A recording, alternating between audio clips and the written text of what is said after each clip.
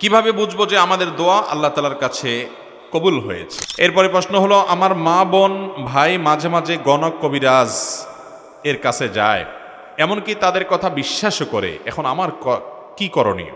শুনেছি সূর্য নাকি রাতের বেলা আল্লাহর সিজদার জন্য আরশের নিচে চলে যায়, এটা কি সঠিক কিনা? পৃথিবীতে গোলাকার, তাহলে এটা কিভাবে সঠিক হতে পারে? পবিত্র কোরআন ও আধুনিক বিজ্ঞানের মধ্যে কোনো বিরোধ আছে কিনা? পরের হক নষ্ট করা এখন স্বাভাবিক ব্যাপার হয়ে গেছে, এর পরিণাম নিয়ে আলোকপাত করুন। আমার নাম সেলিম সাজ্জাদ।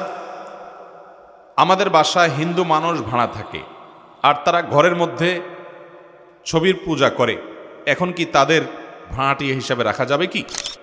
গুরুত্বপূর্ণ একটি মাসআলা। ভিন্ন ধর্মাবলম্বী হিন্দু হোক, খ্রিস্টান হোক, বৌদ্ধ হোক, তাদের কাছে আমরা বাসা ভাড়া দিতে পারবো কিনা, দোকান ভাড়া দিতে পারবো কিনা, ব্যবসা প্রতিষ্ঠান ভাড়া দিতে পারবো কিনা? এর উত্তর হলো, যদি সে বসবাস করার জন্য বাসা ভাড়া নেয়, তো এই বাসা ভাড়া দেওয়া আমাদের জন্য জায়েজ হবে। যদিও সে বাসার মধ্যে আল্লাহ ছাড়া অন্য কারোর উপাসনা করে, এটি তার বাসা ভাড়ার মূল উদ্দেশ্য না। মূল উদ্দেশ্য হলো তার বসবাস করা, পাশাপাশি সে এগুলো করে, তো এর দায়ভার বাড়ি মালিকের উপরে বর্তাবে না এবং তাকে বাসা ভাড়া দেওয়া জায়েজ হবে। কিন্তু যদি উপাসনার জন্যই সে ভাড়া নেয়, অর্থাৎ শিরক করবে, উদ্দেশ্যই হলো মূলত শিরকি কাজ করবে, কুফরি কাজ করবে, ওইটাই তার উদ্দেশ্য, বসবাসটা উদ্দেশ্য নয়, তাহলে সেক্ষেত্রে সেটার জন্য সে একজন ইমানদার তাকে নিজের বাসা, নিজের স্থাপনা ভাড়া দিতে পারবে না, কারণ সেখানে সরাসরি অন্যায় এবং শিরকের কাজে সহযোগিতা হয়। অথচ আল্লাহ বলেছেন, ওয়ালা তাআওয়ানু আলাল ইসমি ওয়াল উদওয়ান। সূরা মায়েদা 2 নম্বরে আল্লাহ বলেছেন যে তোমরা অন্যায় এবং সীমালঙ্ঘনের কাজে একে অন্যের সহযোগিতা করবা না। অতএব বাসা ভাড়া দেয়া যাবে। ইমাম সারখসি রাহিমাহুল্লাহ আল মাবসুতের মধ্যে এই ফতোয়া যেমন লিখেছেন, সম্প্রতি সময়ে আল মাওসুআ আল ফিকহিয়া আল কুয়েতিয়া, অর্থাৎ কুয়েত থেকে প্রকাশিত ফিকহ বিশ্বকোষের মধ্যেও এই মাসআলাটা এইভাবে মুফতিগণ ওলামা ইকরাম লিখেছেন, যার কারণে আপনার বাসা ভাড়া যদি অমুসলিমদেরকে দেয়া হয়, সেটি হারাম হবে না, নাজায়েজ হবে না, গুনাহ হবে না। তবে ইবাদতের জন্য, তারা উপাসনার জন্য যদি কোনো ভাড়া নেয়, তো সেটা দিলে গুনাহগার হবে। ঠিক একইভাবে ব্যবসা প্রতিষ্ঠান যদি আপনার কাছ থেকে ভাড়া নেয়, যেই ব্যবসা সেখানে করবে সেটা বেসিক্যালি হারাম ব্যবসাই করবে, আপনি জানেন, ওই ব্যবসাটাই ফিক্স, তাহলে তার জন্য তাকে ব্যবসা প্রতিষ্ঠান ভাড়া দেওয়া জায়েজ হবে না।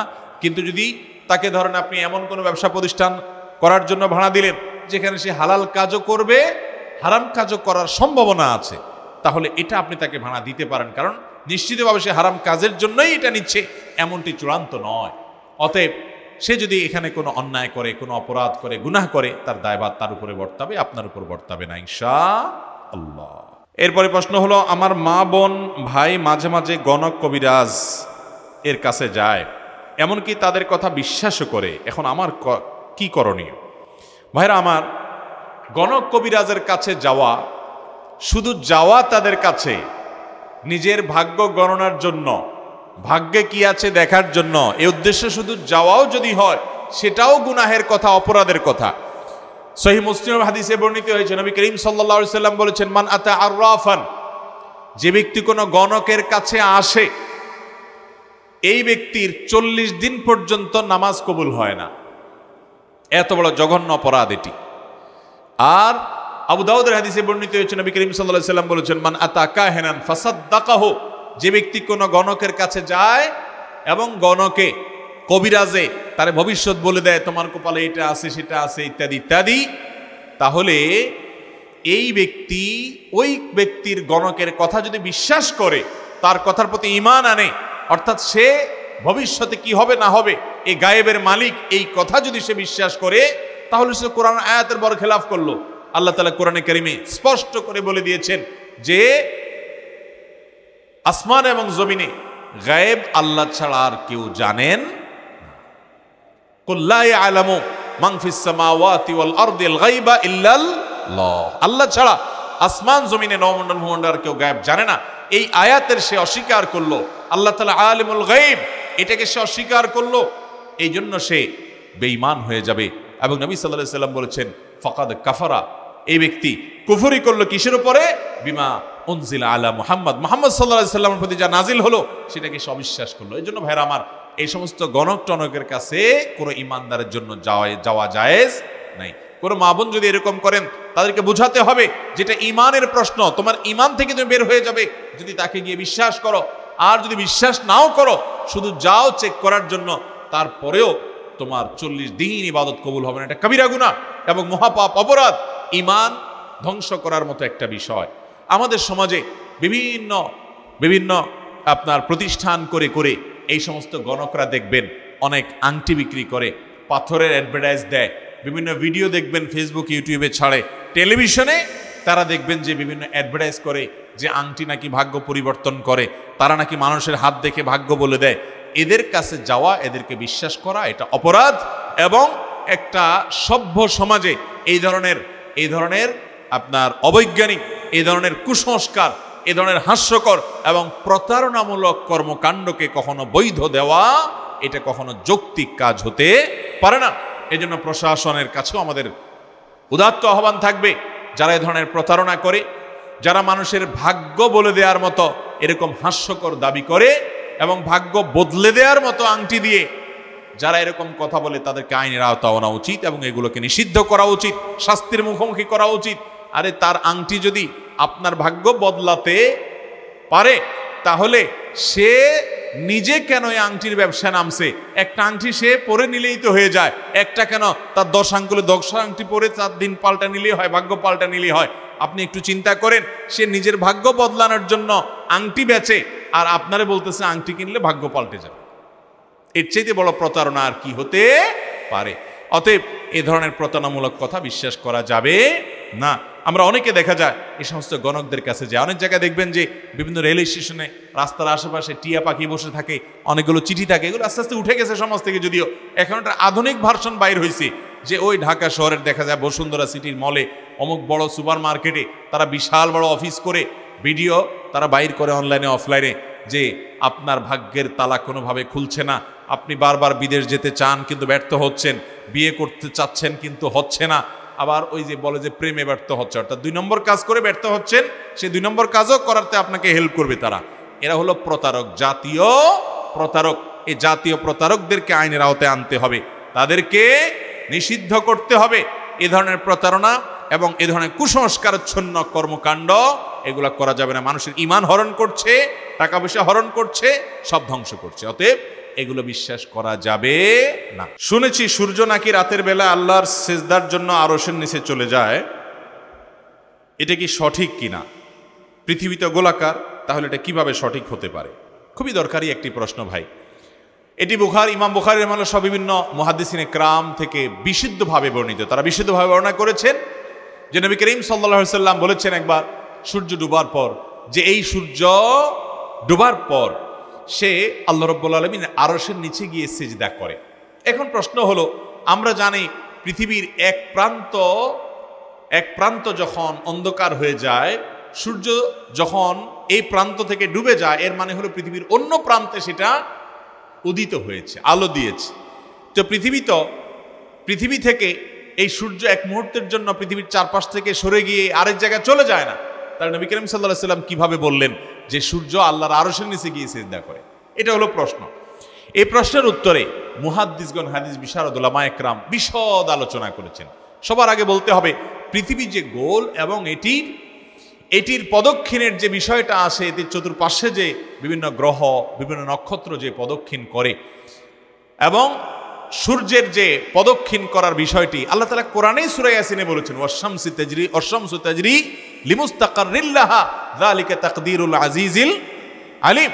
আল্লাহ রাব্বুল আলামিন স্পষ্টভাবে জানিয়েছেন যে এই সূর্য প্রদক্ষিণ করে। অতএব এই সূর্য যে চতুর্পাশে ঘুরে বিভিন্ন নক্ষত্র গ্রহ যে মহাশূন্যে ঘুরতে থাকে, কোরআন তার বিবরণ দিয়েছে এবং মুসলিম বিশ্বের মনীষীগণ বহু আগে থেকে এটি স্বীকার করে আসছে। অতএব নবী করিম সাল্লাল্লাহু আলাইহি ওয়াসাল্লামের এই হাদিসকে কেউ আক্ষরিক অর্থে যদি বুঝতে চায়, তাহলে সে বিভ্রান্তিতে পড়বে।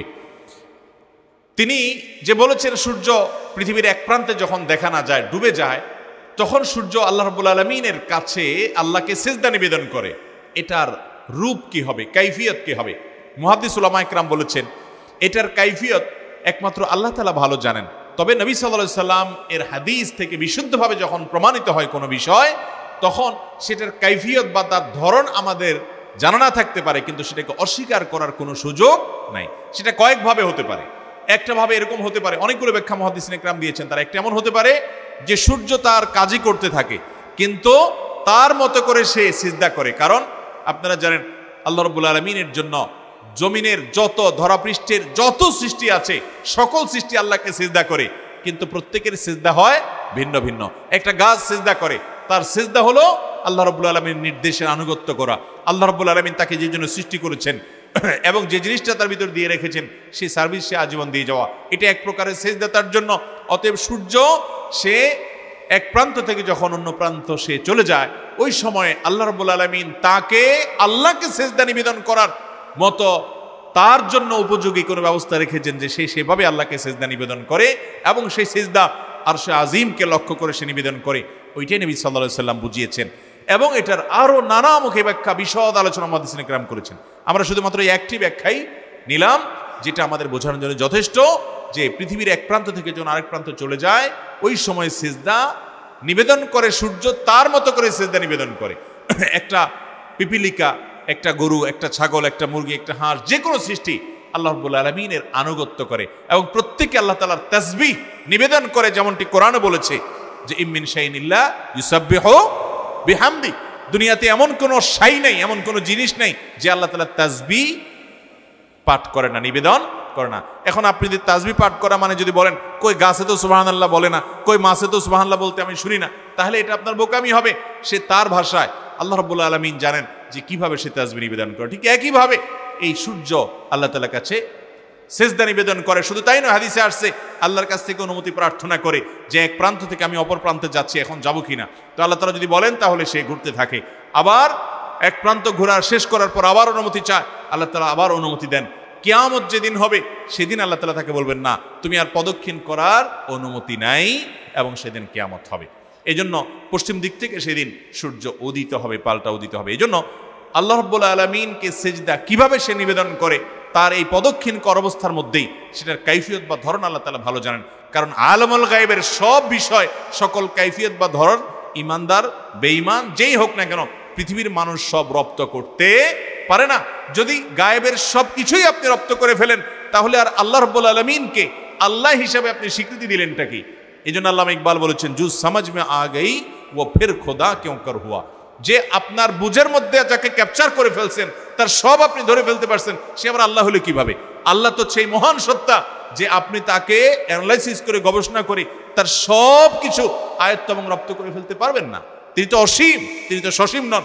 আপনার আমার বুঝ এবং বুদ্ধি এটা সীমিত।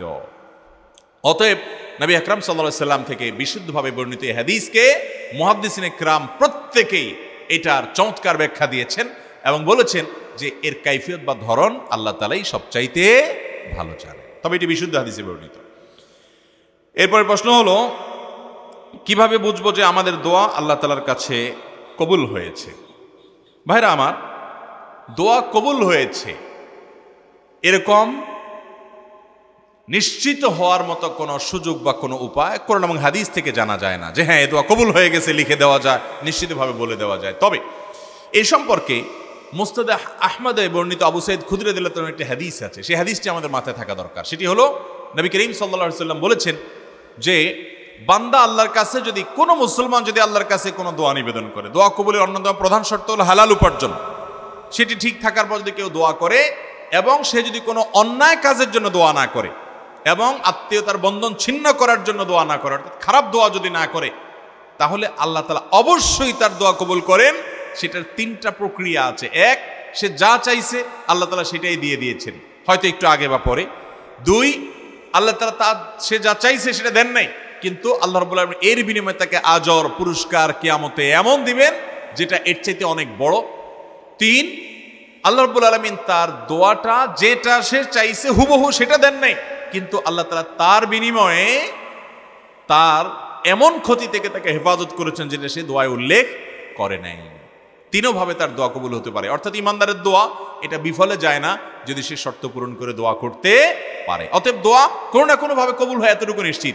তারপরও বিভিন্ন উলামা ইকরাম, বিভিন্ন ইমামগণ তাদের অভিজ্ঞতার আলোকে বলেছেন যে দোয়ার পর এরকম পরিবেশ হলে, মানসিক পরিস্থিতি এরকম হলে সেই দোয়াটা আল্লাহর কাছে কবুল হয়েছে বলে সুধারণা করা যায়। এটা হলো তাদের অভিজ্ঞতার ব্যাপার, এটা কোনো কোরআন হাদিসের বর্ণনা নয়। তারা বিভিন্ন সময় অভিজ্ঞতা দ্বারা এটি দেখেছেন যে দোয়ার সময় এরকম পরিস্থিতি হলে, মানসিক পরিস্থিতি এরকম হলে সেই দোয়া পরবর্তীতে কবুল হয়েছে দেখা যায়। এটা শুধুই অভিজ্ঞতার ব্যাপার, এটা দিয়ে দলিল বা প্রমাণ দেওয়া যাবে না কোরআন হাদিসের আলোকে। এ বিষয়ে ইমাম ইবনুল জাযারি রাহিমাহুল্লাহ উদ্দাতু আল হিসনুল হাসিন এই কিতাবের মধ্যে তিনি লিখেছেন, যদি কারোর দোয়ার সময় কান্না আসে, যদি কারোর অন্তরটা বিগলিত হয়ে যায়, দোয়ার পর কারোর যদি মানসিক প্রশান্তি অনুভব হয়, মনের ভিতরে খুশি খুশি একটা ভাব আসে, হালকা হয়ে যাওয়ার একটা ভাব আসে, তাহলে সেক্ষেত্রে সেই দোয়াটা আল্লাহর কাছে, বিশেষ করে চোখের পানি বের হয়ে গেছে দোয়ার পর এরকম হলে, দিলটা বিগলিত হয়ে গেছে এবং নির্ভার হয়ে গেছে, পাতলা হয়ে গেছে মনে হচ্ছে, আনন্দ এবং ফুর্তির ভাব আসছে, এরকম মনে হলে সে সুধারণা করতে পারে যে আল্লাহ তাআলা আমার এই দোয়াটা কবুল করেছেন। এবং ইমাম শওকানি রাহিমাহুল্লাহ সহ অন্যান্য অনেক ইমামগণ এই বিষয়গুলোকে বর্ণনা করেছেন, ব্যাখ্যা করেছেন এভাবে যে এগুলা বিভিন্ন ইমামদের অভিজ্ঞতা, জাস্ট এটুকু, এগুলোর জন্য কোনো সনদ বা দলিল তালাশ করার সুযোগ নাই, যেহেতু কোরআন সুন্নাহ থেকে নির্দেশিত সরাসরি কোনো বিষয় নয়। অতএব দোয়া কবুল হয়েছে এটা নিশ্চিত বলা কঠিন, কিন্তু এই সমস্ত আলামত দেখে অভিজ্ঞতার আলোচনা উলামা ইকরাম ইমামগুলো বলেছেন দোয়া কবুল হওয়ার ব্যাপারে সুধারণা করা যায়, নিশ্চিত ধারণা নয়। তবে ওই যে হাদিস বলেছি এটা মাথায় রাখতে হবে, শর্ত পূরণ করে দোয়া করলে সে দোয়া বিফলে যাবে না ইনশাআল্লাহ। আজকাল বেশিরভাগ ঘরে পোলাপান মানুষ হয় না, এর অন্যতম বড় কারণ হলো উপার্জনের ভেজাল। এই ভেজাল জিনিস খেয়ে ভালো মানুষ তৈরি হয় না, এটা একটা বাস্তবতা। কোন এক সালাফ বলেছেন যে কোন এক সালাফ মহিলা বলেছেন যে আমরা আমাদের স্বামীদেরকে বলতাম বাসা যাওয়ার সময়, বের হওয়ার সময় বাসা থেকে, যে হালাল উপার্জন করে আনবেন, যদি হালাল উপার্জন না পান খালি হাতে ফিরে আসেন, উপবাস থাকবো, তারপর খবরদার হারামের ধারে কাছেও যাবেন না। এখন আমাদের অনেক মা বোন বরং উল্টা, স্বামীকে আরো খোঁচা মারে, অমুকের বাপ সে এত কিছু নিয়ে আসছে, তুমি আজ এত বছর হয়েছে আমাকে এটা দিতে পারলা না, এই মোবাইল সেটটা আজ এতদিন ব্যবহার করতেছি, তুমি এত ফকিন্নি যে এটা আমারে কিনে দিতে পারলা না। ঠিক না বে ঠিক? অনেক পুরুষ আছে মহিলাদের বউদের খোঁচাখুচির কারণে তারা খারাপ দিকে যায়। বউদের কথা কি বলবো আর, অনেক মা বাপ আছে ছেলে মেয়েকে বলে দেখোস না আশেপাশে অমুকের ছেলে কয়দিন আগে মাত্র বিদেশ গেল, এখন দেখছো তাড়াতাড়ি করে জমি কিনে ফেলছে, বিল্ডিং করে ফেলছে, শহরে জায়গা রাখছে, সেখানে দোকান কিনছে, আরো ফ্ল্যাট কিনতেছে, বাড়ি করতেছে, লাখ লাখ টাকা কামাই করতেছে, কয়দিন পর পর আসে, তুই কি করস? বলে না অনেক বাপ মা। আহারে বাপ মা, এই বাপ মা তার ভিতরে এই চিন্তাটা আসে না যে আমার ছেলে সৎ কিনা আরো অসৎ কিনা। অনেকে আছে 2 নম্বর পথে, হালাল হারাম বাজ বিচার নাই, 2 হাতে কামাই করতেছে। তো ওই রকম কামাই তো দরকার নাই। সৎ বাপ মা বলবে বাবা হালাল পথে হাড় ভাঙা পরিশ্রম করে যা পাও সেটা নিয়ে আসো, আমরা অন্যদের সাথে প্রতিযোগিতা করব না, কারণ দুনিয়াতে চিরকাল থাকবো না, এগুলো সব ফালে রেখে চলে যেতে হবে, আমল নিয়ে যেতে হবে, অতএব হালাল কামাই করবো, হারাম আনবা না। এটা বলবে যে সে হলো আসল এবং আদর্শ বাবা এবং মা। আল্লাহ আমাদেরকে সেরকম ভাবে চলার তৌফিক দান করুন। এই জন্য বাসা বাড়িতে বরকত বুঝেননি ভাই, এটা আবার বুঝাইতে অনেক সময় লাগবে।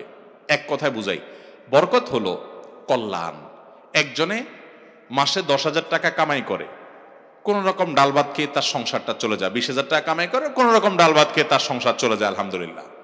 আরেকজন মাসে 2 লাখ টাকা কামাই করে বা 50,000 টাকা কামাই করে, হালাল হোক আর হারাম হোক, তো 50,000 টাকা করে কামাই করে তার একটু ভালো ডাল ভাত একটু বেশি ভালো খেতে পারে, ডাল ভাত না সে গোশ ভাত খায়, মাশাআল্লাহ ভালো। তো খেতে খেতে দেখা গেল হঠাৎ করে তার এমন এক রোগ দেখা দিল, এমন এক খরচের খাত দেখা দিল যে একসাথে 5 লাখ 7 লাখ টাকা টান দিল। আর ওই বেচারার ওই 10,000-এর ভিতরেই আল্লাহ তাআলা তার দিন পার করে দিল। এটাকে বলে কল্যাণের 10,000। কল্যাণের 10,000 অকল্যাণের 50,000 না 50 লাখের চাইতে উত্তম। এই জন্য হালাল উপার্জন করতে হবে, 1 নম্বর শর্ত। 1 নম্বর, এই যুগে সব পাবেন, মাথায় টুপি দিবে, মুখে দাড়িও হবে, নামাজও পড়বে, লম্বা জুব্বাও পড়বে, দান সদকাও করবে, হুজুরদের দাওয়াত দিয়ে খাওয়াবে, মসজিদ মাদ্রাসায় দিবে, ওয়াজ মাহফিলে দিবে, হুজুররাও মারহাবা মারহাবা বলবে, সবই ঠিক আছে। কিন্তু ইনকামে কি আছে? ভেজাল আছে। মনে করে কি জানেন? মনে করে যে আরে আগে কামাই করে নি, টাকা হলে বাঘের কল্লাও পাওয়া যায়, অতএব আগে পয়সা করে কামাই করে নি, এরপরে টাকা দিব, হুজুররাই দোয়া করতে করতে জান্নাত পার করে একেবারে জান্নাতের পরে জাহান্নাম পর্যন্ত দিয়ে আসবে, হুজুররাই দোয়া শুরু করে দিবে। ভাইরা আমার, মানুষের চোখে ধুলি দিতে পারেন।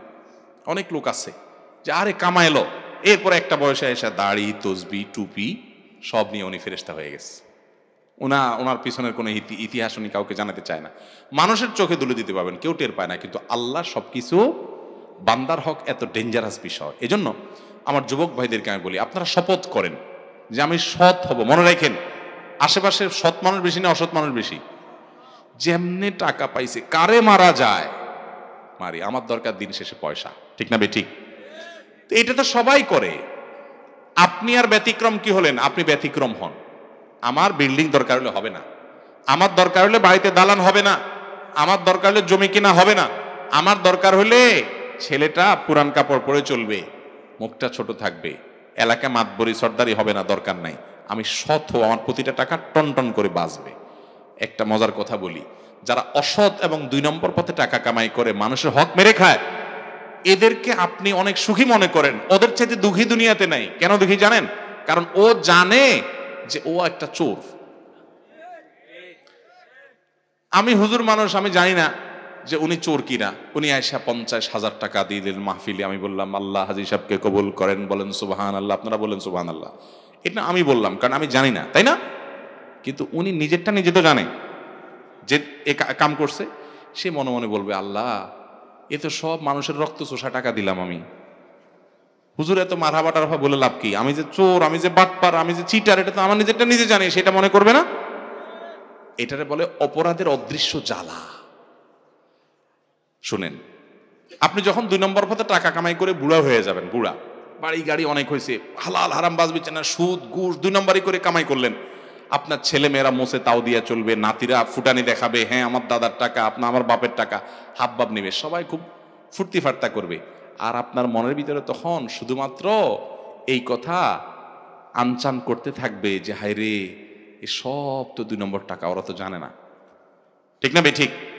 এটা হলো 2 নম্বর টাকার জ্বালা। আখিরাতের মায়ের তো পরে, এটা দুনিয়ার মায়ের। আর সৎ মানুষেরটা কি হয় জানেন?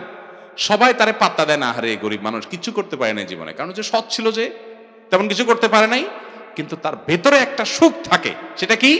সে জানে সে কোনো 2 নম্বর পথে কখনো কামাই করে নাই। এই যে মানসিক সুখ, এই জন্য নবী করিম সাল্লাল্লাহু আলাইহি ওয়াসাল্লাম বলেছেন লাইসাল গিনা বিকাসরাতিল আরজ, অনেক সম্পদ আর জমি জমার সম্পত্তির মালিক হলে এটার নাম সচ্ছলতার বড়লোকি নয়। আসল বড়লোকিকে, আসল বড়লোকি কোনটা? ওয়ালাকিন্নাল গিনা গিনান নাফস, মনের দিক থেকে যে সুখী, যে জানে যে আমি তো অবৈধ পথে যাই না, আমি খুশি আলহামদুলিল্লাহ, অতএব সৎ পথে চলবো তো ইনশাআল্লাহ, পরিবারে বরকত আসার জন্য। এটা হলো 1 নম্বর কাজ। হালাল উপার্জন করতে স্বামী স্ত্রী দুজন মিলে সংকল্প করবেন, ইবাদত বেশি করতে পারে না কিন্তু উপার্জনটা হালাল রাখবো। এই যুগে এটার অভাব অনেক বেশি। নামাজ কালাম পড়ে আর 2 নম্বরই করে, ঘুষ খায়। আমাকে এক লোক বললো, এক অফিসারের কাছে আমার কাজ ছিল, পরে যায় দেখি উনি মসজিদে। আমি চিন্তা করছি আল্লাহ রে, যতবার অফিসে গেছি ততবার ঘুষ চাইছে এই লোক। আমি বার্গেনিং করে করে করে করে কাজটার জন্য অনেক ঘোরাঘুরি করছি, আজকে মসজিদে পাইছি, যায় দেখি নামাজের পরে হাত তুলে হাই রে দোয়া, চোখের পানি। আমি চিন্তা করছি আল্লাহ, আজকে স্যারের কাছ থেকে কাজটা আমার আদায় হয়ে যাবে, কারণ আল্লাহর কাছে এই কান্দাকাটি করতেছে মসজিদে, আমি বাইরে দাঁড়িয়ে রয়েছি আর খুব খুশি। মসজিদ থেকে বাইরে হয়ে আসা পরে স্যার স্যার বলে সামনে গেলাম, বলতেছে টাকা আনছো? তো দোয়া কান্নাকাটির জায়গা ঠিক আছে, কিন্তু পয়সার বেলায় তো এই সমস্ত ইবাদত করে কোনো ফায়দা হবে? বাসা বাড়িতে বরকত নামে আনতে চান, অল্প পরিশ্রম করবেন, ছেলে মেয়ে অনেক বড় মানুষ হবে ইনশাআল্লাহ, সুখ শান্তি পাবেন, হালাল উপার্জন করেন। মুশকিল হলো কি, এই ওয়াজগুলো আমরা বিশ্বাস করি না। আমরা মুখে সবাই বলি হারামে আরাম আছে, হারামে আরাম নাই, আমরা সবাই জানি। কিন্তু যদি এখন আপনি 1 বস্তা টাকা পায়া যান, কেউ না দেখে, মালিক টালিক খুঁজতে গেলে ঝামেলা, চুপচাপে ঘরে নিয়ে রাখার সুযোগ আছে, মাহফিল থেকে যাওয়ার সময় পাইছেন মনে করেন, কি করবেন? খুব কম মানুষই আছে যে হ্যাঁ বউরে বলবে চুপচাপ রাখো আপাতত, দেখা যাক পরিস্থিতি কোন দিক যায়। এরপরে কোনো মাস্টারসালা থাকলে ঘুরে গাড়ায় হুজুরে জিজ্ঞেস করে বাগাজগে হুজুরের কিছু দিলাম হাদিয়া তোফা করে মাসালা বাইর করলাম। আল্লাহ আমাদেরকে হক হালালে চলার তৌফিক দান করুন। হক হালালে চলা মানুষ এখন পাওয়া যায় না ভাইরা আমার, এই জন্য বাসায় বরকতের জন্য হালাল পথে চলতে হবে। 1 নাম্বার 2, বাসা ঢোকার সময় বিসমিল্লাহ বলে ঢুকবেন, খাওয়ার সময় বিসমিল্লাহ বলবেন, প্রত্যেকটা কাজে বিসমিল্লাহ বলবেন, বাচ্চাদেরকে শিখাবেন বিসমিল্লাহ ছাড়া কোনো কিছু হবে না। আমি অনেক মানুষ দেখেছি আল্লাহ তাআলা ছোট্ট ব্যবসা থেকে তাদেরকে অনেক বারাকা দিয়েছেন, অনেক বারাকা। হক হালালে চলেন আলহামদুলিল্লাহ, আমি ব্যক্তিগতভাবে চিনি, আমি খেয়াল করে দেখছি যে বিসমিল্লাহ বলে। আমার এক দোস্ত ছিল, ক্লাসমেট, একসাথে পড়ছি আমরা, ওর আব্বা সাধারণ একজন মেকার ছিলেন, ওই মেকার থেকে আল্লাহ তাকে অনেক বড় কারখানার মালিক বানায় দিচ্ছেন, এবং পড়ালেখাও জানে না ভালো করে, কিন্তু লোকটা খুব নেককার আমরা জানি। তো আমি আমার ওই দোস্ত একসাথে পড়ালেখা করছি, আমি বললাম তোমার আব্বু আর আল্লাহ তালা এত বরকত দিচ্ছেন, কি কারণটা বলো তো, মানে বিশেষ কি আছে? তখন সে আমাকে বললো, আপনি খেয়াল করে দেখেন আমার আব্বা যত লোকমা ভাত খায়, যদিও প্রত্যেকবার বিসমিল্লাহ ধরি না, শুরুতে বিসমিল্লাহ বললেই হয়, কিন্তু বিসমিল্লাহ ছাড়া কিছুই করতে পারে না, বিসমিল্লাহ ছাড়া কোনো কিছুই জানে না, অনেক যে কোনো কাজে বিসমিল্লাহ বলে। বিসমিল্লাহতে বারাকাত আছে, বরকত আছে। এই জন্য বাসা বাড়িতে ঢুকতে বের হইতে মহিলারা রান্না করবেন, কাটার সময় বিসমিল্লাহ, নাড়ার সময় বিসমিল্লাহ, বাড়ার সময় বিসমিল্লাহ, রাখার সময় বিসমিল্লাহ, বিছানা যাচ্ছেন বিসমিল্লাহ, প্রত্যেকটা কাজে বিসমিল্লাহ। নবী করিম সাল্লাল্লাহু আলাইহি ওয়াসাল্লাম বলেছেন, কুল্লু আমরিন যিবাইন লাম ইউতা বিসমিল্লাহ ফাহুয়া আবতার ওয়া ফি রিওয়ায়াতিন আক্তা। কোনো গুরুত্বপূর্ণ কাজ, যে কোনো কাজ, ভালো কাজ আপনি আল্লাহর নাম নিয়ে যদি না করেন তাহলে এটা অপূর্ণাঙ্গ থাকে, ওখানে বরকত থাকে না।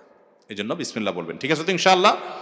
এছাড়া বরকত লাভের জন্য তাকওয়া অর্জন করবেন, গুনাহ থেকে পুরো পরিবার বেঁচে চলবেন, কারণ আল্লাহ বলেছেন যে ওয়ালাউ আন্না আহলাল কুরআ আমানু ওয়াত্তাকাউ লাফাতাহনা আলাইহিম বারাকাতিম মিনাস সামা।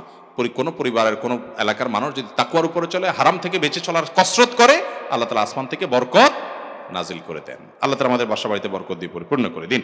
আমাদের একটা আলোচনা আছে ইউটিউবে, বরকতের 10টি চাবি, সেটা শুনে নিতে পারেন, সেখানে বিস্তারিত আর অনেক বলা আছে। পবিত্র কোরআন ও আধুনিক বিজ্ঞানের মধ্যে কোনো বিরোধ আছে কিনা? ভাইরা আমার, কোরআন আর বিজ্ঞানকে অনেকে মিলানোর চেষ্টা করে, এটা হাস্যকর। দুই জিনিস। কি রকম দুই জিনিস? কোরআন হলো চূড়ান্ত মহাসত্য, চূড়ান্ত মহাসত্য, আর বিজ্ঞান হলো একটা ধারণা। বিজ্ঞান হলো কি? একটা ধারণা। কোন বিজ্ঞানী কোন একটা বিষয় তার একটা ধারণা এস্টাবলিশ করেছেন, পরবর্তীতে আরেক বিজ্ঞানী বা ওই বিজ্ঞানী দেখা গেল কিছুদিন পরে মনে হলো না, ভিন্ন কোনো ধারণা তার কাছে হলো। অতএব এটা তো পরিবর্তনশীল একটা বিষয়, ধারণা মাত্র। আর কোরআন হলো মহাসত্য। যদি বিজ্ঞানের কোনো থিওরি কোরআনের সাথে সাংঘর্ষিক হয়, তাহলে এই বিজ্ঞান একদিন হয় কোরআনের সত্য এটাকে উদ্ঘাটন করতে সক্ষম হবে, আর যদি না হয় তাহলে সেটা মানুষের বা বিজ্ঞান নিয়ে যারা গবেষণা করে তাদের গবেষণার ত্রুটি, ঘাটতি। আল্লাহর কোরআন এটাকে বিজ্ঞান দিয়ে মাপতে যাবেন না, এটা মাপামাপি জিনিসটা, এটা মহাসত্য। বহু জিনিস কোরআনে বলেছে। আচ্ছা একটা জিনিস বলেন তো, 1450 বছর আগে যখন কোরআন নাজিল হয়েছে, এই কোরআনে যে বলা হয়েছে বান্দার সমস্ত আমল লিপিবদ্ধ করা হয়, আল্লাহ তাআলা সব হাজির করবেন কিয়ামতের ময়দানে, তখন অডিও, ভিডিও, টেলিভিশন কিছুই ছিল না। মানুষ বুঝতে পারছে তখনকার মানুষ তো অস্বীকার করার কথা যে আরে এটা অবৈজ্ঞানিক, কিন্তু একসময় বিজ্ঞান এমন এমন আবিষ্কার করছে, তখন এগুলো যে সম্ভব, বরং মহাসম্ভব, সেটা বোঝা যাচ্ছে কি যাচ্ছে না বলেন? এরকম বহু জিনিস আছে, একটা না, শত শত বিষয় আছে। এই জন্য আপনার বিজ্ঞান এবং কোরআনকে পাশাপাশি রেখে অনেক বই রচিত হয়েছে, এবং অনেক থিওরি কোরআন দিয়েছে শত শত বছর আগে, বিজ্ঞান সেটা কয়েকশো বছর পরে বুঝেছে বা বিজ্ঞান সেটা আবিষ্কার করেছে, কোরআনের সাথে মিলছে। যেগুলো মিলে নাই সেগুলা বিজ্ঞানে এক সময় আপনার বিজ্ঞানের কোনো গবেষণা থেকে হয় মিলবে, আর না যদি না মিলে সেটা বিজ্ঞানের গবেষণার ক্ষেত্রে বিজ্ঞানীদের ত্রুটি বা ঘাটতি বলতে পারেন। কিন্তু কোরআনের সাথে বিজ্ঞানের কোনো তুলনা চলে না। অনেকে কোরআনকে প্রমাণ করে বিজ্ঞান দিয়ে, মূর্খতা। যেটা মহাসত্য সেটাকে আপনি একটা ধারণা এবং কনসেপ্ট দিয়ে আপনার সন্দেহপূর্ণ পরিবর্তনশীল বিষয় দিয়ে কিভাবে মূল্যায়ন করতে পারেন, জাজমেন্ট করতে পারেন? পরের হক নষ্ট করা এখন স্বাভাবিক ব্যাপার হয়ে গেছে, এর পরিণাম নিয়ে আলোকপাত করুন। ভাইরা আমার, এটা সব জায়গায় আমরা বলার চেষ্টা করি, একটা হাদিস শুধু শুনলেই যথেষ্ট হবে। নবী করিম সাল্লাল্লাহু আলাইহি ওয়াসাল্লাম বলেছেন, সম্ভবত মুসনাদে আহমদে হাদিসটি বর্ণিত হয়েছে, আদ-দাওয়াবিনু সালাসা, কিয়ামতের দিন আল্লাহর কাছে 3 ধরনের মামলা উঠবে। কয় ধরনের মামলা? 3 ধরনের মামলা উঠবে, ভালো করে শুনেন। নাম্বার 1, তাওহীদ সম্পর্কিত মামলা, ঈমান সম্পর্কিত মামলা। কারণ ঈমানের মধ্যে বড় ভেজাল আছে, শিরক আছে, কুফরি আছে, নেফাক আছে, ঈমান ঠিক নেই। এই মামলাগুলো বিনা হিসাবে জাহান্নাম, এগুলো কোনো শুনানি হবে না, বিনা শুনানিতে জাহান্নামে চলে যাবে। ঈমান ঠিক নেই কোনো বান্দার, এখানে আল্লাহ শুনতে যাবেন না, কোনো ওজর টোজর নেই, ডাইরেক্ট জাহান্নাম। এই জন্য ঈমানটা সবকিছুর আগে ঠিক রাখতে হয়, তাওহীদটা ঠিক রাখতে হয়, শিরক থেকে মুক্ত থাকতে হয়। 1। 2 নম্বর মামলা হলো আল্লাহবাদী মামলা। আল্লাহবাদী মামলা বলতে বোঝাতে চাচ্ছি যে আল্লাহর হক নষ্ট করেছেন সেই মামলা। আপনার নামাজের ত্রুটি আছে, রোজার ত্রুটি আছে, আপনার হজের ত্রুটি আছে, আপনার অন্য কোনো ইবাদতবন্দির ত্রুটি আছে। যদি এরকম মামলা হয় তো সেইগুলো আল্লাহ রাব্বুল আলামিন যাকে ইচ্ছা তাকে মাফ করবেন, আর কাউকে মাফ না করলে সে নির্দিষ্ট শাস্তি ভোগ করার পরে মাফ পাবে। বাকি এটা আল্লাহর নিজের উপরে নিজের কাছে রেখেছেন, যে চাইলে আল্লাহ তাআলা বান্দাকে মাফও করে দেবেন। ঠিক আছে, তোমার অনেক ত্রুটি আছে, আমি সবগুলা মাফ করে যেগুলো ভালো আছে সেগুলো ভিত্তিতে আমি তোমাকে ক্ষমা করে নাজাত দিলাম, মুক্ত ঘোষণা করলাম, জান্নাত দিলাম। আল্লাহ দিতে পারেন। 3 নম্বর মামলা যেটা বান্দার হক নষ্ট করার মামলা, এইটা ব্যাপারে আল্লাহ বলবেন না, এটা তো আমি শুনানি করব না, এটা যার হক নষ্ট করছো তার সাথে বুঝো। আর কিয়ামত এমন একটা জায়গা ভাইয়ের আমার, আল্লাহ কোরআনে বলছেন ইয়াউমা ইয়াফিরুল মারউ মিন আখি ওয়া উম্মিহি ওয়া আবি ওয়া সাহিবাতিহি ওয়া বানি। সেদিন মানুষ তার বাবা দেখে সন্তান পলায়ন করবে, মাকে দেখে সন্তান, মা সন্তান দেখে পলায়ন করবে, স্বামী স্ত্রী দেখে পলায়ন করবে, একজন আরেকজনকে দেখে পলায়ন করবে। কারণ কে জানি দুনিয়ার সম্পর্কের ভিত্তিতে আজকে ধরে কিনা যে তুমি আমাকে সব দাও, আমি আটকা পড়ে গেছি, কেউ কাউকে দিতে চাইবে না, ইয়া নফসি করবে, লিকুল্লি ইমরিইন মিনহুম ইয়াওমাইদিন শাআনুন ইউগনি, প্রত্যেকে যার নিজেকে নিয়ে ব্যস্ত থাকবে, সেদিন কেউ কাউকে ছাড়বে না। একটা রিকশাওয়ালা বেচারা গরিব মানুষ, গায়ের জোরে 2-3 বন্ধু ছিলেন, কথা একটার থেকে 2টা বলে ফেলছে, যা দিলাম না তোর ভাড়া কি করবি, বেচারা ফেল করে চেয়ে রয়েছে, চলে গেছেন, কিচ্ছু বলে নাই। সেদিন হাজির হয়ে যাবে, একজন মিস হবে না। কোথায় কোন জেলায় করেছেন সব হাজির হয়ে যাবে।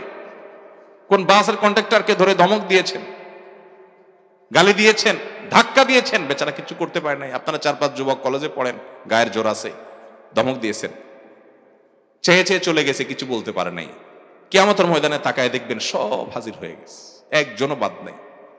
নবী করিম সাল্লাল্লাহু আলাইহি সাল্লাম এই হাদিসে বলেছেন ওই মামলা আল্লাহ মাফ করবেন না, বলবেন যে ওই বান্দা যদি মাফ করে মাফ করবে, কিন্তু সেদিন কেউ কাউকে কেউ মাফ করবে না, কেউ মাফ করবে না। এই জন্য নবী করিম সাল্লাল্লাহু আলাইহি সাল্লাম বলেছেন ওই দিন আসার আগে একে অন্যের কাছ থেকে পাওনা দানাগুলো চুকায় নাও, মাপটাপ চেয়ে নাও, যেদিন আর কোনো কিছুতে কাজে আসবে না, কেউ কাউকে ছাড় দিবে না। একটা গালি দিয়েছেন অন্যায় ভাবে, নবী সাল্লাল্লাহু আলাইহি সাল্লাম বলেছেন তাড়াতাড়ি এখনই মাপ চেয়ে নেন, দেরি করেন না। যদি সে আগে মরে যায়, মাপ চাওয়ার সুযোগ শেষ হয়ে যায়, বা একসময় দুইজন দুদিকে চলে যান, আর চেনা দেখা সাক্ষাৎ না হয়, এটা আপনি ভুলে যেতে পারেন, আল্লাহ ভুলবেন না। কিয়ামতের ময়দানে সবাই দাঁড়াবে, একটা একটা করে বিচার হবে। এই জন্য নবী করিম সাল্লাল্লাহু আলাইহি সাল্লাম বলেছেন আতাদরুনা মানিল মুফলিস, আচ্ছা তোমরা কি জানো সবচেয়ে বড় ভিখারি কে, অভাবী কে? সাহাবীরা বলছে ইয়া রাসূলুল্লাহ আল মুফলিসু ফিনা মান লা দিনারা ওয়ালা দিরহাম, যার টাকা পয়সা নাই সেই তো গরিব অভাবী, আমরা জানি। নবী সাল্লাল্লাহু আলাইহি সাল্লাম বলছেন না, আমি সেটা বলছি না, শুনো এই লোক তো গরিব ঠিক আছে, এটা আসল গরিব না, আসল গরিবের সাথে পরিচয় করে দিই, শুনে যাও। আসল ভিখারি কে? দুনিয়াতে অনেক রাত জেগে ওয়াজ শুনছে, ওয়াজ করছে, তেলাওয়াত করছে, নামাজ পড়ছে, তাহাজ্জুদ পড়ছে, শীতের মধ্যে ফজর নামাজ পড়ছে, দান সাদেকা করছে, অনেক নেক আমল করছে, উমরা করছে, হজ করছে, তাসবিহ তাহলিল করছে, চোখের পানি ফেলছে, আমল অনেক করছে মাশাআল্লাহ। এগুলো নিয়ে কিয়ামতের ময়দানে আসছে যে এত আমল নিয়ে আসছে, এখন তো জান্নাতে যাবই।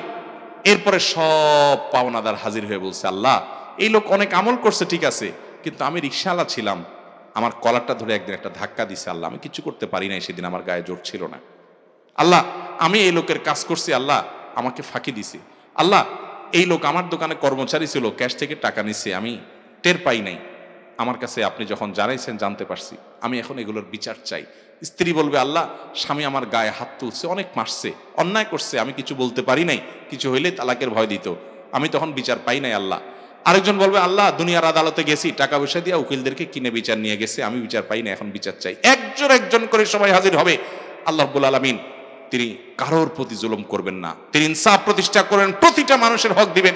তখন বলবেন তোমার কাছে এখন তো টাকা পয়সা দেওয়ার সুযোগ নাই, ঘুষির বাবদের ঘুষিরও ব্যাপার নাই, তাহলে ঠিক আছে তুমি যে আমলগুলো নিয়ে আসছো এই নাও, ওরে ঘুষি মারছো ওরে আমল দিয়ে দাও, এই যে ওরে ধাক্কা দিছো এই আমল দিয়ে দাও, ওরে টাকা মারছো ওর এটা দিয়ে দাও, ওর জমির আইল ঠেলছো ওর এটা দিয়ে দাও, ওর ক্ষেতের লাউটা কেটে নিয়ে আসছো চুরি করে ওর এটা দিয়ে দাও, ওর ক্যাশের টাকা মারছো ওর এটা দিয়ে দাও।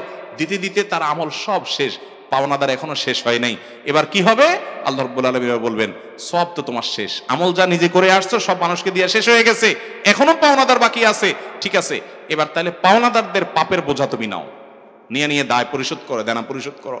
এভাবে আমল করে যাবে পাহাড় পরিমাণ, সবগুলো দিয়ে শেষ করে পাওনাদারদের পাপের বোঝা মাথায় নিয়ে জাহান্নামে নিক্ষেপ হবে। নবী করিম সাল্লাল্লাহু আলাইহি ওয়াসাল্লাম বলেছেন ভিখারি যদি দেখতে চাও তো এর দিকে তাকাই হলে সবচেয়ে বড় ভিখারি। আল্লাহ তাআলা আমাদেরকে মানুষের হক সম্পর্কে সচেতন এবং সাবধান হওয়ার তৌফিক দান করুন। ভাইরা আমার, আমল একটু কম করেন, আমল একটু কম করেন, অসুবিধা নাই বাবা, কিন্তু মানুষের কোনো হক কখনো মারবেন কখনো। আপনি মনে করতেছেন আমরা স্বামী স্ত্রী, তো স্ত্রীর প্রতি জুলুম করতেছেন, স্ত্রী মনে করতেছেন স্বামীর প্রতি জুলুম করতেছেন, বাপ মনে করতেছেন ছেলে মেয়ের প্রতি জুলুম করতেছেন, জি না, কেউ কাউকে সেদিন ছাড়বে। এই জন্য ওই যে 3 ধরনের মামলার ভিতরে আল্লাহর হকে একটু উল্টাপাল্টা করছেন, মাপ চান, আল্লাহ মাফ করতে পারে, বান্দার হকে ঝামেলা করবেন আল্লাহ আমাদেরকে বোঝার তৌফিক দান। নবী করিম সাল্লাল্লাহু আলাইহি ওয়াসাল্লামের হাদিস থেকে মাদকের ভয়াবহতা সম্পর্কে আমরা আরো জানতে পারি। তিনি বলেছেন, লা ইয়াজনি যানি হিনা ইয়াজনি ওয়া হুয়া মুমিন। কোন মানুষ যখন জেনা বা ব্যভিচারে লিপ্ত হয়, কোন পুরুষ কোন নারী যখন বিবাহ বহির্ভূত রিলেশন করে, হারাম সম্পর্ক করে, অবৈধ সম্পর্ক করে যখন সে গুনাহে লিপ্ত হয়, ওই সময় তাদের উভয় থেকে গুনাহের সময়টাতে ঈমান তাদের থেকে পৃথক হয়ে যায়। ওই অবস্থায় যদি মারা যায় তাহলে সে বেঈমান হয়ে মারা যায়। যদিও ঈমান তার থেকে ফেরত চলে গেলেও সে ওই অপরাধ থেকে আবার ফিরে আসলে, ওই অপরাধ কর্ম থেকে সে যখন বিরত হয়ে যায় তখন তার কাছে আবার ঈমান ফিরে আসে। ঠিক একইভাবে নবী করিম সাল্লাল্লাহু আলাইহি ওয়াসাল্লাম মাদক গ্রহণকারী, মাদক সেবনকারী সম্পর্কে বলেছেন, কেউ যদি এর সাথে সংশ্লিষ্টতা অর্জন করে, এই ব্যক্তির কাছ থেকে ঈমান চলে যায় এবং সে সাথে সাথে বেঈমান হয়ে যায় মাদক গ্রহণ করার ফলে। এবং আপনারা জানেন, অনেকে মাদকাসক্ত হয়ে মাদক গ্রহণ করে অতিরিক্ত গ্রহণের ফলে অথবা সেখানে কোনো প্রকার আপনার বিষাক্ত কিছু থাকার কারণে বা নানা কারণে অনেক সময় দেখা যায় সে মৃত্যুর মুখে পতিত হয়ে যায়। মাদক গ্রহণ করার পরে, মদ খাওয়ার পরে এরকম বিপদের দিকে পড়ে, এরকম ঘটনা শুনছেন না? তাহলে এই লোকগুলো এই হাদিসের আলোকে বোঝা গেল ঈমান হারা হয়ে দুনিয়া থেকে যায়। ভাইরা আমার, নবী সাল্লাল্লাহু আলাইহি সাল্লাম সতর্ক করেছেন যে মাদকের এই বিষাক্ত পানীয় যারা গ্রহণ করে, ঈমান আমলকে যারা ধ্বংস করে দেয়, ওই সময় তাদের থেকে ঈমানটা পৃথক হয়ে যায়, সে ওই টাইমে কাফের হয়ে যায়, বেঈমান হয়ে যায়। এত ভয়াবহ বিষয়। আল্লাহ রাব্বুল আলামিন এই ভয়াবহ অপরাধ থেকে আমাদের সবাইকে বেঁচে থাকার তৌফিক দান করুন। টেকনাফের এই দুর্নাম ঘোচাবার জন্য আপনাদের সবাইকে সতর্ক হতে হবে, নিজেরা এখান থেকে বিরত থাকতে হবে, নিজেরা বেঁচে থাকতে হবে এবং সেই সাথে এলাকায় কেউ এই সমস্ত অপকর্মের সাথে জড়িত হলে তাকে সামাজিকভাবে বয়কট করতে হবে, তাকে কোনোভাবে গ্রহণ করা যাবে। আমি গত বছর এই টেকনাফের এক মাহফিলে মাদক নিয়ে আলোচনা করার পর সেই মাহফিলে দেখা গেল গুরুত্বপূর্ণ একজন দায়িত্ব মাহফিল আয়োজকদের মধ্যে থেকে স্টেজে ছিলেন। তিনি অনেক রাগ হয়ে গেছেন, আমার সাথে রাগ করতে পারেন নাই, কিন্তু পরবর্তীতে মাহফিল আয়োজনের সাথে সংশ্লিষ্ট যুবকদের সাথে অনেক গন্ডগোল ফাসাদ করেছেন, উনি অনেক রাগারাগি করেছেন, তাদেরকে মারতেও নাকি গেছেন আমি যাওয়ার পরে শুনলাম। কারণ তিনি নিজে মাদকের কারবারি, এখন ফতোয়া তার গায়ে পড়েছে, এই জন্য তিনি আয়োজকদের উপরে খেপছে যে এমন হুজুর আনলি কেন, যে হুজুর আমার ব্যবসার উপরে হাত দিয়া বসছে। ভাইরা আমার, আমরা যদি মাদকের বিরুদ্ধে কথা না বলি, আমরা যদি মাদককে নির্মূল করার সংগ্রামে সামিল না হই, তো আপনি হয়তো বেঁচে আছেন, আপনার ছেলেটা, আপনার মেয়েটা, আপনার পরিবারের কোনো মানুষ হয়তো এটার সাথে জড়িয়ে পড়বে। তখন আপনি বুঝতে পারবেন যে একটা পরিবার কিভাবে ধ্বংস হয়, একটা মানুষের জীবন কিভাবে শেষ হয়ে যায়। কত মানুষকে আপনারা দেখেন মাদক আসক্ত হয়ে পাগলের মতো রাস্তাঘাটে পড়ে থাকে, তার জীবন, তার যৌবন, তার ঘর সংসার, তার মা বাবা, তার ভাই বোন, তার সোনালী জীবন সবকিছু সে ধ্বংস করে ফেলে। এরকম ভয়াবহ এবং বিষাক্ত থাবা যারা আমাদের তরুণ প্রজন্মের উপরে দেয়, তাদের প্রত্যেকটা মানুষকে এলাকায় আমরা যার যার উদ্যোগে তাদেরকে বয়কট করা, তাদের বিরুদ্ধে সংগ্রাম গড়ে তোলা, এগুলো আমাদের ঈমানি দায়িত্ব, এগুলো আমাদের নৈতিক দায়িত্ব। আমরা সে দায়িত্ব পালন করব তো ইনশাআল্লাহ। সবচেয়ে বড় কথা হলো, আমরা যারা এখানে আছি বা শুনছি, আমি নিশ্চিতভাবে বলতে পারি অনেকেই আছে, হয়তো বেশিরভাগ মানুষ নেক হলেও অনেকে বা কিছু লোক আছেন যারা এই অপকর্মের সাথে জড়িত। হয়তো আপনি তেমন কিছু করেন না, আপনার বাড়িতে আনে আপনি রেখে দেন পুটলিটা, সামান্য কিছু টাকা পান, পুটলিটা একটু আপনি আলমিরাতে, ট্রাঙ্কে বা কোনো কিছুতে রেখে দেন, এরপরে কিছু টাকা পায় আবার দিয়ে দেন। আপনি হয়তো আপনার ইজি বাইকে করে, আপনার গাড়িতে করে শুধু আনে, যে আপনি জানেন, চুপচাপ থাকেন। আপনি বলেন হুজুর আমি তো খাই না। আপনার জন্য ওই হাদিসটি আমি শুনিয়েছি, যে হাদিস নবী করিম সাল্লাল্লাহু আলাইহি ওয়াসাল্লাম বলেছেন, মাদক বহনকারী, যে মাদক যে বহন করে, তার গাড়িতে পরিবহন করে, তার রিকশা পরিবহন করে, তার জন্য আল্লাহর লানত বর্ষিত হয়। কারণ সেও বহু পরিবার ধ্বংসের জন্য, বহু যুবকের জীবন যৌবনকে শেষ করার জন্য দায়ী আছে।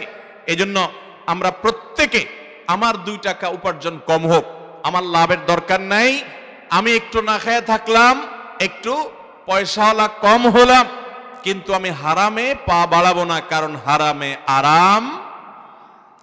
আরাম। এটা মুখে আমরা যত বলি, বিশ্বাস ততটা করি কিনা আল্লাহ ভালো জানে।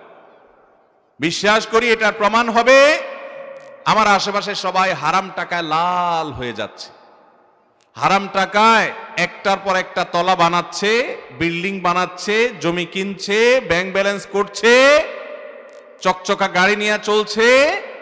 2 নম্বর পথে অনেক গরম গরম ইনকাম আছে সেজন্য। কিন্তু আমি আল্লাহর ভয় অন্তরে থাকবে, আমার ওই পয়সার দরকার নাই, যে পয়সা নোংরা, যে পয়সা কামাইতে গিয়ে বহু বাবার বহু মায়ের কলিজার টুকরা সন্তান ধ্বংস হয়ে যাবে, আমার যে পয়সা কামাইতে গিয়া বহু মায়ের চোখের পানি পড়বে, একজন মানুষ যার ভিতরে মনুষ্যত্ব আছে সে কখনো সেই পথে সামান্য পয়সার লোভে পা বাড়াতে পারে? অতএব আমরা তওবা করব তো ইনশাআল্লাহ। ভাইরা আমার, ইসলাম কেন এটাকে নিষিদ্ধ করেছে একটু বোঝার চেষ্টা করি। মাদক এমন একটা ভয়াবহ বিষয় যে এই মাদক এটি গ্রহণ করার ফলে সর্বপ্রথম মানুষের যেটি চলে যায় তা হলো, মানুষের সবচেয়ে বড় নেয়ামতটা চলে যায়, সেটা হলো বিবেক। মদ পান করার পরে মাতাল হয়ে যায় না? বিশেষ করে বিশেষ মাত্রায় যখন পান করে বা গ্রহণ করে মানুষ মাতলামি শুরু করে না? মানুষের সবচেয়ে বড় নেয়ামতগুলোর মধ্যে থেকে একটা হলো ভাই বিবেক। আপনার একটা হাত অসুস্থ হয়েছে, আপনার একটা পাও ভেঙে গেছে, আপনার শরীরে কোনো রোগ হয়েছে, এটা ট্রিটমেন্ট করবেন আপনি, এটা আপনার জন্য এত ক্ষতিকর না। কিন্তু যদি আপনার মাথাটা নষ্ট হয়ে যায়, আপনি যদি বিকৃত মস্তিষ্ক হয়ে যান, আপনার যদি মাথা খারাপ হয়ে যায়, আপনি যদি পাগল হয়ে যান, আপনি যদি মানসিক রোগে আক্রান্ত হয়ে আপনি ভারসাম্যহীন হয়ে যান, তাহলে আপনার মতো রোগী আর এই সমাজে কে আছে? যে বিছানার হাসপাতালের বিছানায় শুয়ে আছে, বেডে শুয়ে আছে, তারও যদি মাথাটা ঠিক থাকে, তার অন্য অনেক অঙ্গ প্রত্যঙ্গ যদি অসুস্থ হয়ে যায়, তারপরও এই লোকটা আল্লাহ তাআলা সবচেয়ে বড় নিয়ামতটা ভোগ করছে, তার বিবেকটা কাজ করছে, সে ভালো মন্দ বুঝে। কিন্তু যার হিতাহিত জ্ঞান চলে যায়, যার ব্রেনটা নষ্ট হয়ে যায়, তার চাইতে অভাগা আর কে হতে পারে? তার সব সুস্থ থেকেও অসুস্থ, গোটা শরীরের সমস্ত অঙ্গ প্রত্যঙ্গ অসুস্থ হয়ে যায়, এগুলোর সুস্থতার কোনো দাম থাকে না যদি তার মাথাটা নষ্ট হয়ে যায়। ঠিক না ঠিক? এত বড় নেয়ামত আল্লাহ তাআলা যাকে দিয়েছেন, কত বড় কপাল পোড়া হলে মাদক গ্রহণ করে সেই নেয়ামত দূর করে সুস্থ মানুষ পাগল হয়ে যায়। এর চাইতে বড় নির্বোধ আর বোকা মানুষ আল্লাহর জমিনে আরেকটা আছে? তো মাদক এত ভয়াবহ কেন? এটার সাথে সংশ্লিষ্টতা এত ডেঞ্জারাস কেন? তার কারণ হলো যে এটি একজন মানুষের বিবেককে শেষ করে দেয়। আর বিবেক শেষ হলে কি হয়? তখন সে তার স্ত্রীর উপরে অত্যাচার করে, মা বাবার উপরে অত্যাচার করে, অধীনস্থদের উপরে অত্যাচার করে, যা তা ভাঙচুর করে, অনেক সময় স্ত্রীকে তালাক দিয়ে দেয়, আছে না নাই?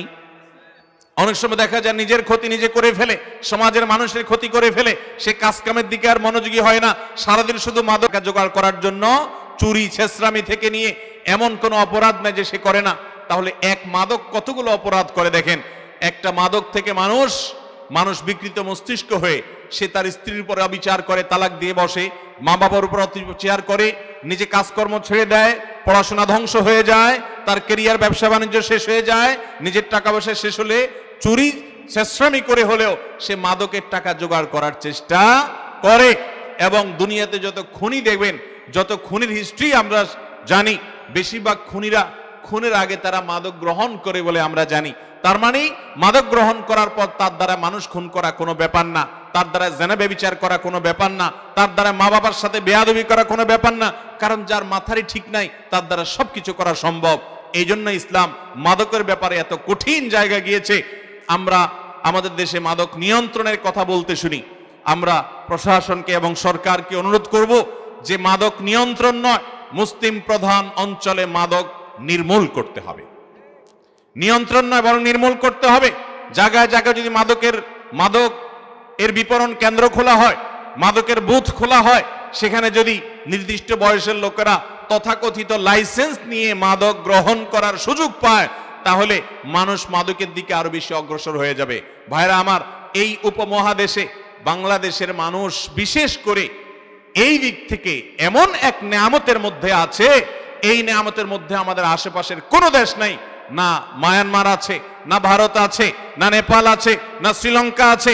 আমাদের আশপাশের দেশগুলোর মধ্যে বাংলাদেশ অনন্য এক উচ্চতায় আছে, একটা গর্ব করার মতো জায়গায় আছি যে আমাদের দেশের বেশিরভাগ মানুষ আলহামদুলিল্লাহ জীবনে কখনো মাদক ছুঁয়েও দেখে নাই। ঠিক না বে ঠিক? আমরা মিডল ইস্টের কথা জানি, সৌদি আরব সহ মধ্যপ্রাচ্যের দেশগুলোতে মাদকের ব্যাপারে এত কঠোর আইন করা আছে যে মাদক কেউ বিপণন করে, ব্যবসা করে, গোপনে গোপনে যদি ধরা পড়ে তাহলে মৃত্যুদণ্ড পর্যন্ত সেখানকার সর্বোচ্চ শাস্তি আছে। মুসলিম কান্ট্রি মালয়েশিয়াতে পর্যন্ত এরকম কঠোর শাস্তির ব্যবস্থা আছে। আমাদের দেশ যদিও অনেক দিক থেকে ভালো আলহামদুলিল্লাহ, এই দিক থেকে আমরা অন্য অনেকের চাইতে ভালো। এমনকি মিডল ইস্টের কথা আমি জানি, সৌদি আরবে অনেক দেশে প্রায় সময় দেখা যায় যে মৃত্যুদণ্ড পায় ভারতীয় নাগরিকরা, নেপালের নাগরিকরা, আশপাশে অনেক দেশের নাগরিকেরা, কিন্তু বাংলাদেশি লোকেরা তুলনামূলকভাবে এই অপরাধে তারা খুব বেশি একটা বিপদে পড়ে না, কারণ বাংলাদেশে মানুষ আলহামদুলিল্লাহ মাদকে আসক্তি তো পরের কথা, মাদক গ্রহণ করার কালচার আমাদের দেশে নাই। আপনি ইন্ডিয়াতেও যদি চলে যান তো দেখবেন যে মোড়ে মোড়ে, জায়গায় জায়গায়, যে কোনো সাধারণ দোকানেও দেখা যায় যে মদের বোতল দিয়ে মানুষ বসে আছে। আমি ইন্ডিয়াতে একবার গিয়েছিলাম, মনে আছে, কলকাতা থেকে দিল্লি যাওয়ার পথে বাস এক জায়গায় থামলো, তো সেখানে রেস্টুরেন্টে সবাই খাওয়ার জন্য নামলো। তো আমি প্রথম, বাংলাদেশে মানুষ তো এই দৃশ্য আমরা দেখি না, দেখে অভ্যস্ত না, দেখলাম যে খাবারের হোটেলে দিব্যি পাশে বসে মদ ঢেলে ঢেলে খাচ্ছে একজন, এবং দুর্গন্ধ, বৃষ্টি দুর্গন্ধ আসছে, আর সে পাগলায় মাতলাম ওর আইটেম সে গ্রহণ করছে, এবং ওপেন সিক্রেট। ভাইরা আমার, বাংলাদেশে মানুষ এই জায়গায় অনেক ভালো আছে। আপনারা জানেন যে আমাদের পার্শ্ববর্তী দেশ ভারতে কোভিড-19 ভয়াবহ আকার ধারণ করেছে। মুসলমান হোক আর মুসলমান হোক, কারোর কষ্টে আমরা আনন্দ করছি না, আনন্দ করতে পারি না, কিন্তু বাস্তবতা হলো যে কোভিড-19 সেখানে মানুষ এই পরিমাণ মারা গেছে। দিল্লির কথা আপনারা অনেকে হয়তো মনে করতে পারেন যে তখনকার পত্রপত্রিকা এসেছে যে দিল্লিতে যে সমস্ত মানুষ মারা যাচ্ছে তাদের লাশগুলো পুড়িয়ে হিন্দু ধর্ম মতে তাদেরকে সৎকার করার মতো ব্যবস্থাও মুখ থুবড়ে পড়ে গেছে, স্তূপ লাশ পড়ে গেছে, এই পরিমাণ মানুষ মারা গেছে কোভিড-19। আলহামদুলিল্লাহ আমাদের প্রিয় এই স্বদেশ বাংলাদেশে কোভিড-19 এত ঘনবসতির দেশ এবং এত অসতর্ক মানুষ ছিল, যদি অসতর্ক থাকা উচিত নয়, তারপরও আল্লাহর রহমতে এই দেশে সেই তুলনায় কিছুই হয় নাই। এই যে কিছুই হয় নাই, এর অন্যতম একটা কারণ হলো এদেশের মানুষ, বেশিরভাগ মানুষ মাদকে আসক্ত। যারা মাদক আসক্ত হয় তাদের শরীরের ইমিউন সিস্টেম দুর্বল হয়ে যায়, রোগ প্রতিরোধ ক্ষমতা কমে যায়, এবং ভারত সহ যে সমস্ত দেশে আপনি পশ্চিমা দুনিয়াতে মাদক ডাইল ভাতের মতো, আমরা অনেকে পানীয় এত খাই না, ওরা মদ যত খায়, এবং এর প্রায়শ্চিত্ত তারা করেছে। কোভিড-19 আমরা দেখেছি কিভাবে লাশের সারি এবং মিছিল সে দেশগুলোতে হয়েছে। তাদের চিকিৎসা ব্যবস্থা আমাদের চাইতে অনেক উন্নত, তাদের প্রোটেকশন আমাদের চাইতে অনেক উন্নত, তাদের মাস্কগুলো আমাদের চাইতে অনেক উন্নত, তাদের স্যানিটাইজার গুলো আমাদের চাইতে অনেক উন্নত। আমাদের দেশে তো অনেক দিক থেকে আমরা পিছিয়ে আছি, গরিব দেশ, তারপরেও তাদের দেশে উন্নত দেশগুলোতে যেই পরিমাণ লাশের মিছিল পড়েছে, যে পরিমাণ মানুষ মারা গেছে, তাদের সিস্টেম মুখ থুবড়ে পড়েছে, সেই তুলনায় বাংলাদেশ শুধু নয়, বেশিরভাগ মুসলিম দেশে তেমন কোনো ক্ষয়ক্ষতি হয় নাই বললেই চলে। ভাইরা আমার, এর অন্যতম একটা কারণ, অনেক কারণ আছে, নির্দিষ্ট বিষয়ে গবেষকরা গবেষণা করবেন, কিন্তু অনেক গবেষকদের গবেষণা আমি পড়েছি যে এর একটি কারণ এটি অনেক গবেষক উল্লেখ করেছেন যে মুসলিম প্রধান দেশ এবং অঞ্চলগুলোতে এই মাদকের ভয়াবহতা এতটা না যেটা অমুসলিম প্রধান অঞ্চলগুলোতে আছে। ভাইরা আমার, কোভিড-19 পরে লকডাউন যখন উঠে গেল, ভারতের একটা নিউজ বিভিন্ন জায়গায় বেশ চাউর হয়ে প্রচার হতে থাকলো যে সেখানে মানুষের সবচেয়ে বেশি সিরিয়াল দেখা গেছে মদের দোকানে। লকডাউন যাওয়ার পরে সিরিয়াল কোথায় বেশি?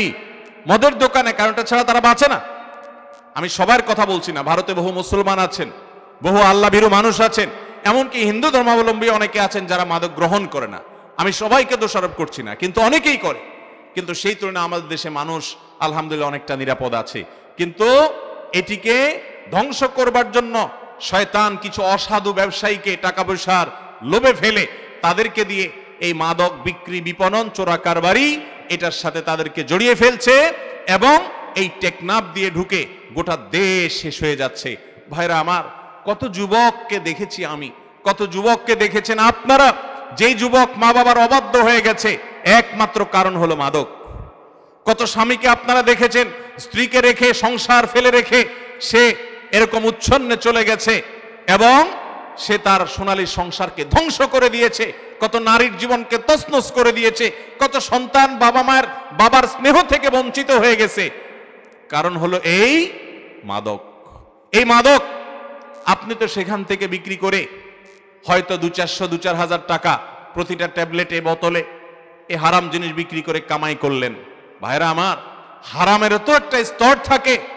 এটা এমন হারাম যে এই হারামের কারণে এর ধাক্কায় একটা মানুষের জীবন শেষ হবে, একটা মহিলার সংসার শেষ হবে, বহু বাচ্চার পবিত্র এবং পরিচ্ছন্ন মুখখানা মলিন হয়ে যাবে।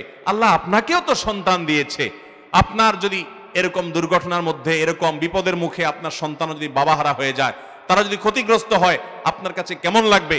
অতএব এই মাদকের এই ভয়ঙ্কর অপরাধ থেকে আমরা নিজেরা বাঁচবো, আমাদের অঞ্চলকে বাঁচাবো, এই থানাকে বাঁচাবো, এই দেশকে বাঁচাবো, এই পৃথিবীকে বাঁচাবো।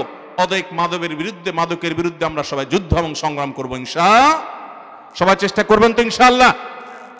আপনি একজন মাদক কারবারিকে যদি বুঝাতে পারেন, নসিহা করে তাকে যদি সঠিক পথে আনতে পারেন, আপনার জীবন অনেক বড় অর্জন হবে। এই অঞ্চলের ওলামা একরাম যারা আছেন, এই অঞ্চলের দায়ী যারা আছেন, এই অঞ্চলের দিনী মুসলমান ভাইরা যারা আছেন, দিনী ভাইরা যারা আছেন, আপনাদের কর্তব্য যে চোরা কারবারিদের বিরুদ্ধে শুধু ফতোয়া দিলে হবে না, তাদেরকে বুঝাতে হবে যে ভাই এই টাকা পয়সা কি করবা? কবরে যাওয়ার সময় কয় টাকা নিয়ে যেতে পারবা? 10 টাকাও নেওয়ার সুযোগ আছে? ভাইরা আমার, এসব মানুষ ভোগ করবে, লুটপাট করে নিয়ে যাবে, আর পাপগুলো সব তোমার সাথে যাবে। শুধু পাপ যাবে তা নয়, তোমার পরিবার তছনছ হবে। কোন জায়গায় আঘাত হানবে আল্লাহ রাব্বুল আলামিনের আযাব এবং গজব, সেটা তুমি কল্পনাও করতে পারো না। নবী সাল্লাল্লাহু আলাইহি সাল্লাম বলেছেন, লাআনাল্লাহুল খামার, মাদকের পুরো আয়োজনের উপরে আল্লাহর গজব এটা নাজিল হয়। ভাইরা আমার, পৃথিবীর অনেক উন্নত দেশ শুধুমাত্র এই একটি জায়গায় এসে তারা ধরাশয়ী হয়ে যায়। আপনারা প্রায় শুনেন আমেরিকাতে, ইউরোপের অনেক দেশে যে বন্দুকধারী আততায়ীর হাতে স্কুলে বহু বাচ্চা নিহত হয়েছে, বহু মানুষ হত্যা করে ফেলেছে। কারণ কি? এর অনেক কারণ থাকে। অনেক সময় বর্ণবাদের কারণে হয়, ইসলাম বিদ্বেষী মানসিকতা থেকে, মুসলিম বিদ্বেষী মানসিকতা থেকে হয়।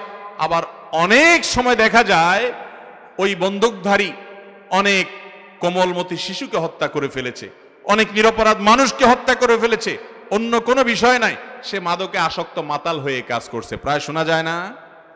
ভাইয়েরা আমার, অতএব এই মাদক যদি আমরা নির্মূল করতে না পারি, এটাকে যদি আমরা থামাতে না পারি, আমাদের বাংলাদেশের মানুষের যে গর্বের কথা বলেছি সেটি আর থাকবে না, এক সময় চূর্ণ হয়ে যাবে। ইতোমধ্যে গ্রাম বাংলার আনাচে কানাচে এই মাদকের ভয়াল থাবা পৌঁছে গেছে। অতএব এটার বিরুদ্ধে আমরা সংগ্রাম করব তো ইনশাআল্লাহ, যুদ্ধ করব তো ইনশাআল্লাহ। আল্লাহ রাব্বুল আলামিন টেকনাফের ভাইদেরকে, তারা মাজলুম বার্মার নাগরিকদেরকে আশ্রয় দিয়েছেন, তাদের মাটি ব্যবহার হয়েছে, এবং এটার জন্য আমরা গোটা পৃথিবীর মানুষের কাছে আমরা আমাদের গৌরব বোধ আমরা করি। আর সবচেয়ে বড় কথা হলো আল্লাহ রাব্বুল আলামিনের কাছে আমরা কৃতজ্ঞতা আদায় করতে পারি যে আলহামদুলিল্লাহ আমাদের দেশে আমরা মাজলুম, অসহায়, নির্যাতিত মানুষগুলোকে জায়গা দিয়েছি। তো এই কাজের জন্য আপনাদের এই টেকনাফের মাটি ব্যবহৃত হয়েছে।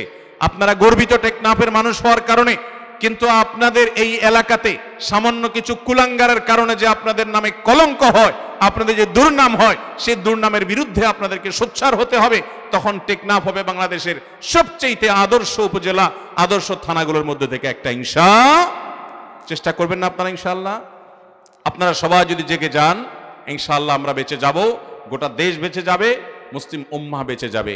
আল্লাহ তাআলা আমাদের সবাইকে এই ভয়াবহ অপরাধ থেকে, যেই অপরাধ একটি নয়, একটি অপরাধের সাথে জেনা, খুন, বাবা মার অবাধ্যতা, সংসার ধ্বংস হওয়া, সম্পদ ধ্বংস হওয়া, জীবন ক্যারিয়ার ধ্বংস হওয়া, যুবকদের যৌবন ধ্বংস হওয়া, পড়ালেখা ধ্বংস হওয়া সহ অসংখ্য অপরাধ এটার সাথে জড়িত। আপনি একা এতগুলো অপরাধ করতে পারবেন না। শুধুমাত্র এক মাদকের একটা ট্যাবলেট বিক্রি করে, একটা বোতল বিক্রি করে, সামান্য কিছু পয়সা উপার্জন করে আপনি একই সঙ্গে দেখা যাবে যে আপনি বাবা মার সন্তানকে অবাধ্য করে দিচ্ছেন, আপনি স্ত্রী থেকে স্বামীকে দূরে সরিয়ে তার সংসারটা শেষ করে দিচ্ছেন, ইয়েতিম বাচ্চাগুলোকে বাপ বেঁচে থেকেও তাদেরকে ইয়েতিম বানিয়ে ফেলছেন, এবং যুবকদের পড়াশোনা শেষ করে দিচ্ছেন, ক্যারিয়ার ধ্বংস করে দিচ্ছেন, দেশ শেষ করে দিচ্ছেন, খুনি তৈরি করছেন, ব্যভিচারী তৈরি করছেন, ধর্ষক তৈরি করছেন, সন্ত্রাসী তৈরি করছেন, বহু অপরাধ আপনি করছেন শুধুমাত্র সামান্য একটা ট্যাবলেট বিক্রি করে কিংবা একটা মাদকের বোতল বিক্রি করে। অতএব ভাইরা আমার, এটাকে ছোট বিষয় দেখবেন না। আল্লাহর জমিনের সবচেয়ে ডেঞ্জারাস অপরাধগুলোর মধ্যে থেকে একটা হলো এই মাদক দ্রব্যের এটার বিক্রি, বিপণন, এর সাথে সংশ্লিষ্টতা। আমরা সবাই এটার বিরুদ্ধে অবস্থান নেব তো ইনশাআল্লাহ? সবাই তওবা করবেন তো ইনশাআল্লাহ? আল্লাহ রাব্বুল আলামিন আমাদের সবাইকে অন্যায়ের বিরুদ্ধে যার যার জায়গা থেকে সোচ্চার হওয়ার তৌফিক দান করুন। এবং এটার জন্য ওলামায়ে কেরাম শুধু ওয়াজ নসিহত করলে হবে না, প্রশাসনকে সর্বতোভাবে এটার বিরুদ্ধে যুদ্ধ এবং সংগ্রাম ঘোষণা করতে হবে। প্রশাসনের কোনো লোক, আইন শৃঙ্খলা রক্ষাকারী বাহিনীর কোনো লোক এটার সাথে যদি জড়িয়ে পড়ে, দৃষ্টান্তমূলক শাস্তি দিতে হবে। যে যদি সর্ষের মধ্যেই ভূত থাকে তাহলে আমরা ওয়াজ করে আর কি বা করতে পারবো? ঠিক না বে ঠিক? অতএব সর্ষের মধ্যে থাকা ভূতগুলাকে আগে সাইজ করে ফেলতে হবে। ঠিক আছে না ইনশাআল্লাহ? আল্লাহ তাআলা আমাদের সবাইকে এই অভিশাপ থেকে যেন আমরা মুক্ত থাকতে পারি সেই তৌফিক দান করুন। জাযাকুমুল্লাহু খায়রা ওয়া আখিরু দাওয়ানা আলহামদুলিল্লাহি রাব্বিল আলামিন।